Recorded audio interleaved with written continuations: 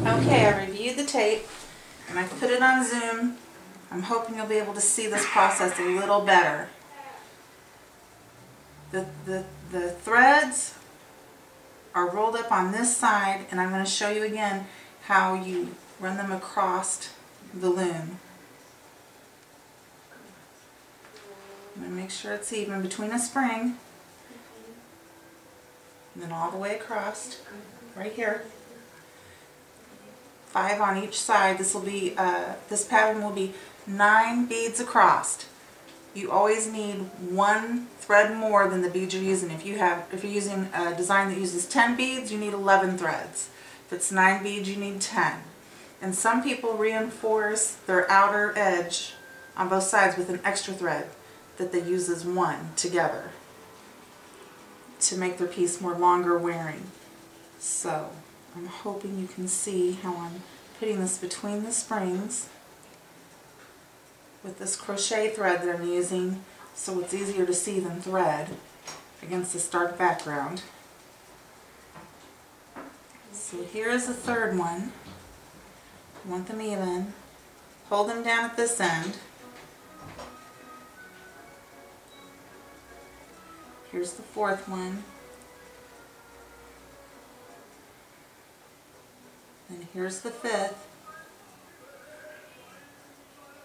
And then you're going to wrap them around the screw. You're going to hold that tight with your finger.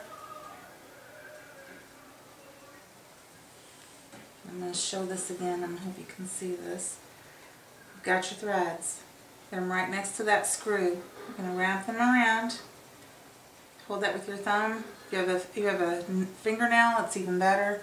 And you'll take your piece of tape and you'll secure it. And you'll do the same thing on the other side, which I'm going to show you. That right there. And I hope you can see this.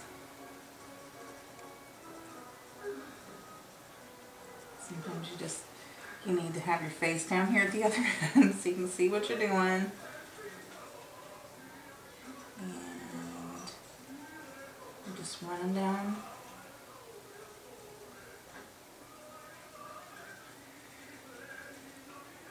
Till you get them all over here.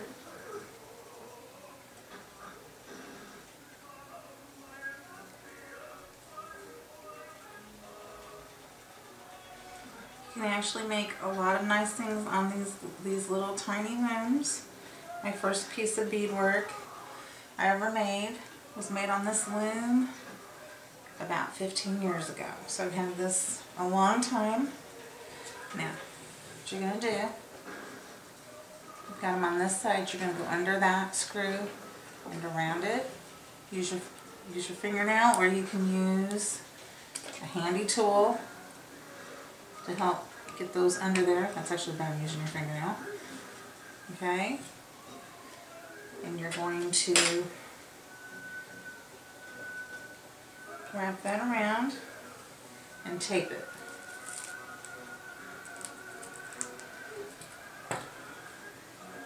You can see some of my warps jumped, so I'm going to hope you can see this better than what I showed you last time.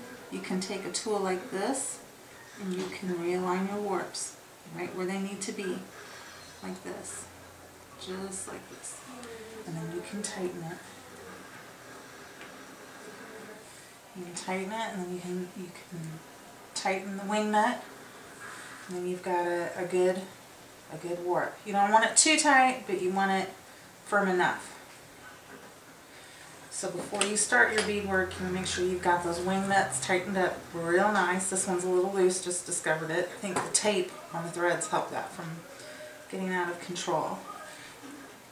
And that is a way where you're not having to cut 20 warp threads for a 19 bead across pattern. It's like taking the number of warps you need and cutting it in half because you're doing them longer. You fold them in half so you have like 10 on one side, 10 on the other, but you only cut 10 long threads to start with instead of 20.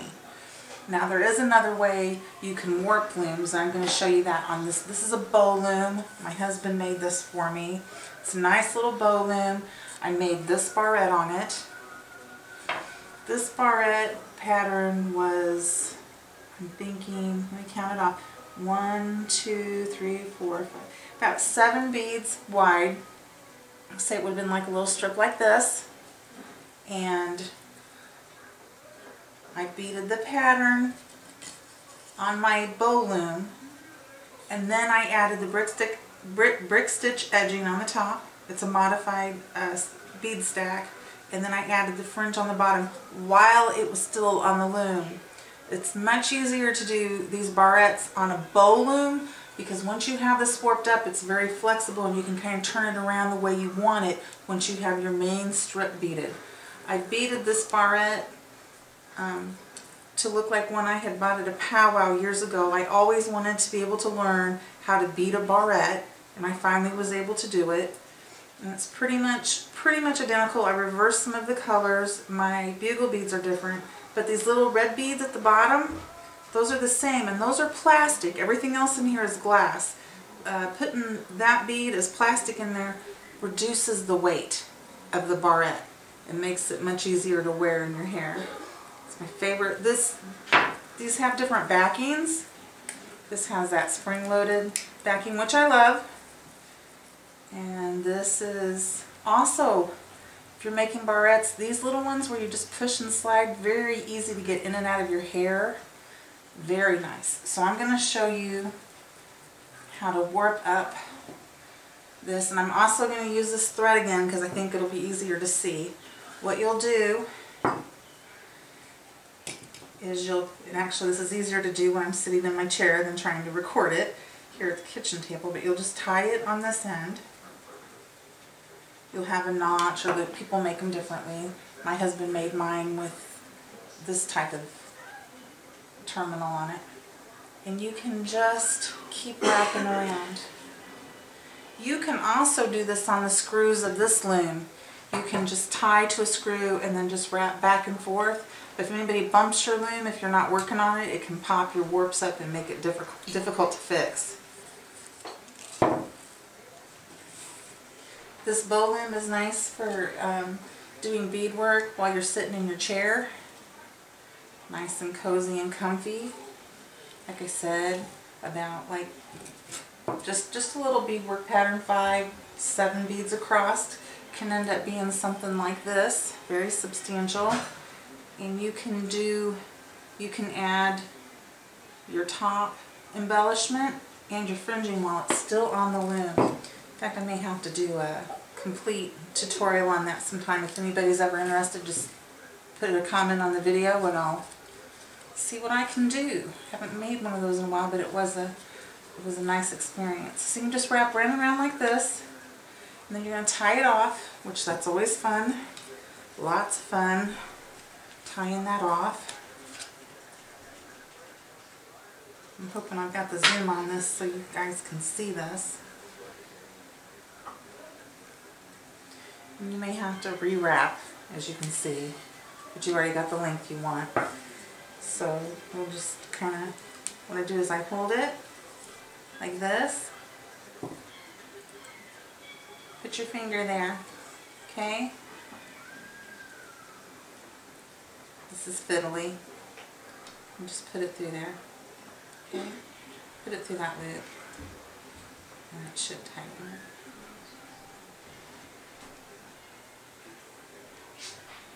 Okay, and also, if you're concerned, you could just wrap this a few times, and you could even go back to the old duct tape method of just duct taping that down, and then might be a good idea.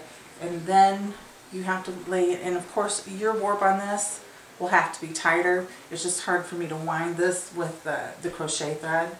In fact, what I may do real quick here is of course it's tight on it, it's not wanting to come off now.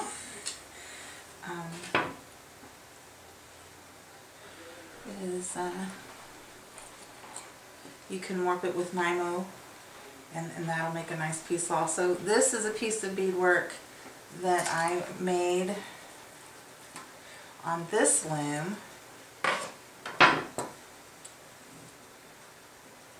for my cousin. I'm making several pieces I'm going to put together. I've woven in this end and not this end.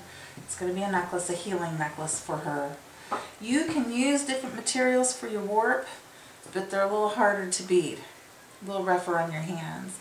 But like you can use like novelty yarn on a bigger loom and then just only bead sections of it and then the yarn shows and you can use bigger beads. That might be a tutorial I do in the future too. Thanks for watching.